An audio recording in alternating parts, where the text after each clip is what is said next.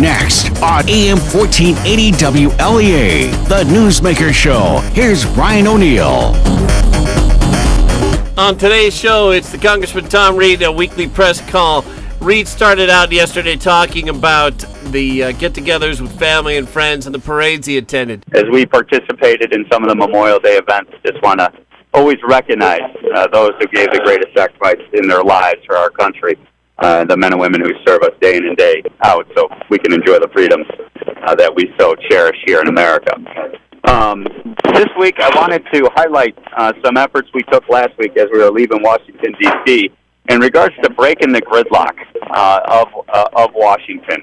I signed onto the Discharge Petition, joining fellow colleagues on the Republican and Democratic side of the Problem Solvers Caucus that would force a vote on 4 different proposals to deal with the Dreamer border security issues that we face in the country.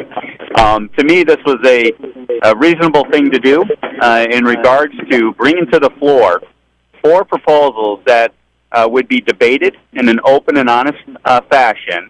And the proposal that got 218 votes plus the highest vote tally would then be the position of the House in order to deal with the Dreamers and their border security compromise that I think is coming to a head as we deal with this issue. From my perspective, being part of the Discharge Petition was something that is an unusual practice. I know our leadership was adamantly opposed to us engaging in this process.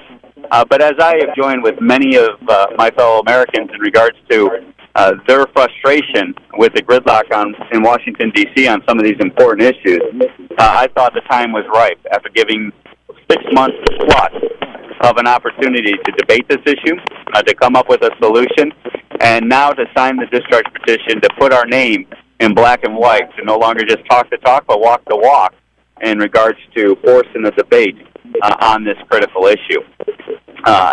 As we now look forward to the June 7th deadline upon which this petition has, in order to get the additional 2 Republican signatures needed to put it over the top, with all Democrats hopefully joining the petition.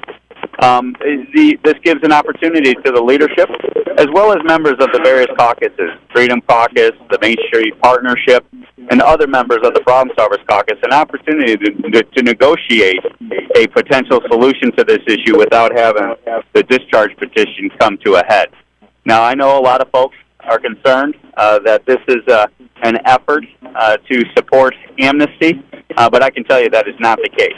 What this is an opportunity to have an open and honest debate in the House of Representatives to the proposals that are out there in order to deal with those Dreamers, the DACA kids, if you would, and on top of that, the border security issues that go to installing the physical structures, be it a wall, etc., to fix this problem so that we don't have a porous border in regards to the problem that it creates, not only with the Dreamers, but with other nefarious activities such as criminal activity, drug activity, dangerous terroristic threats that potentially could come through a border that is not secure. And so stay tuned as we deal with that June 7th deadline in regards to coming to a solution on this.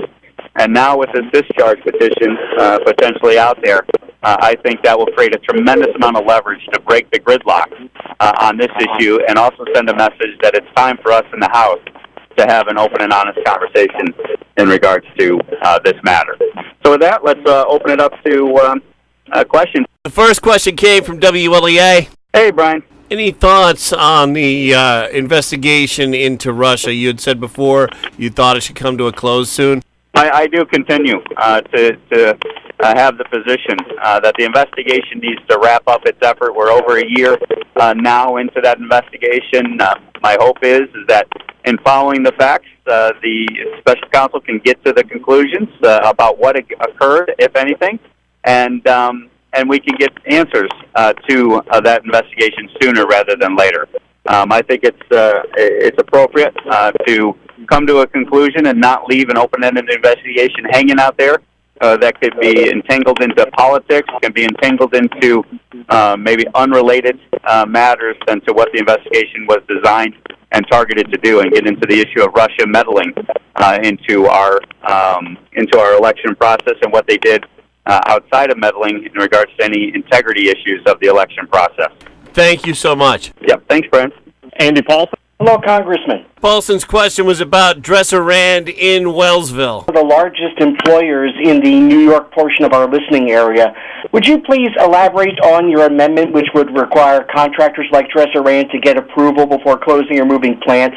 Why did you introduce the amendment, and what are its chances of passage? Thank you.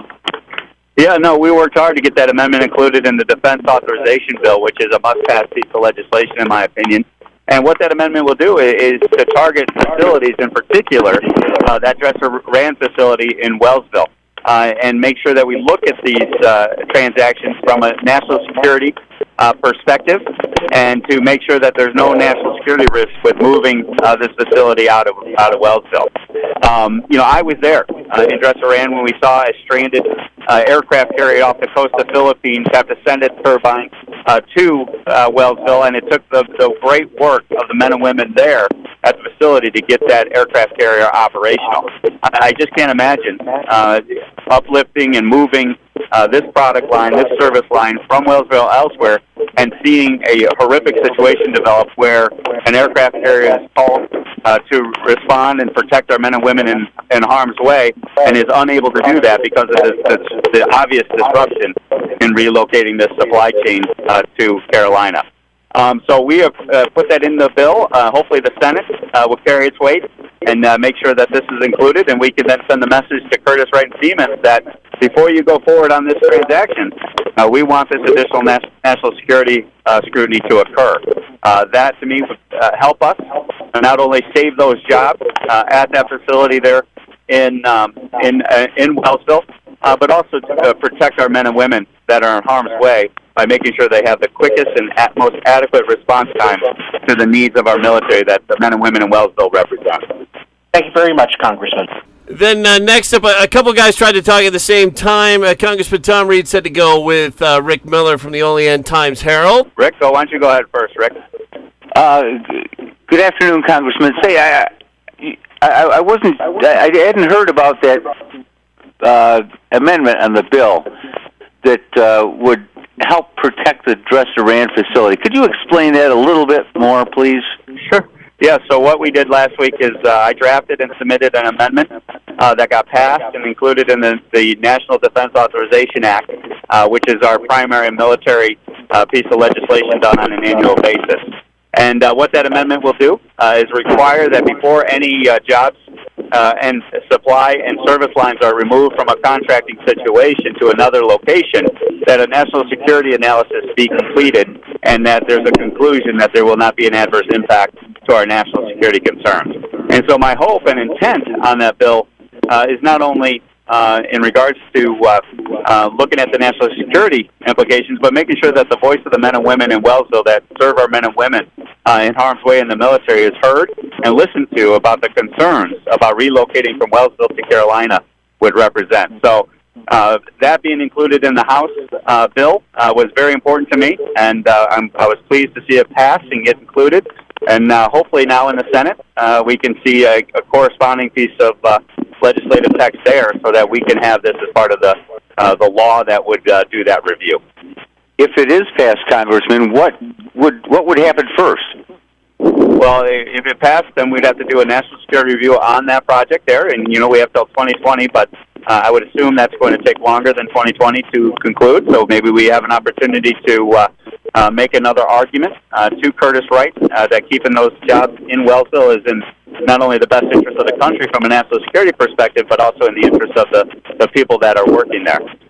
Also, having a meeting with the head of Siemens USA last week before I came back home for Memorial Day, I think there's an opportunity to potentially see if Siemens and Curtis Wright could be brought together to strike an amendment or a modification of their arrangement to see if that facility could be maintained there longer. So we're going to continue to use all avenues available to us to put pressure on Curtis Wright and Siemens as well as the Navy to make sure that we fight to the end in regards to protecting those jobs there in Wellsville.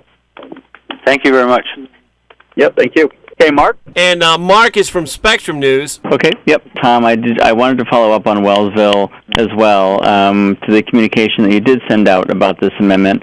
When do you think the Senate would take this up? I'll defer to the Senate in regards to their scheduling of the defense authorization. Typically, this is something we'd like to see done before the appropriations process is completed, and so my hope is that they can get it done before the summer.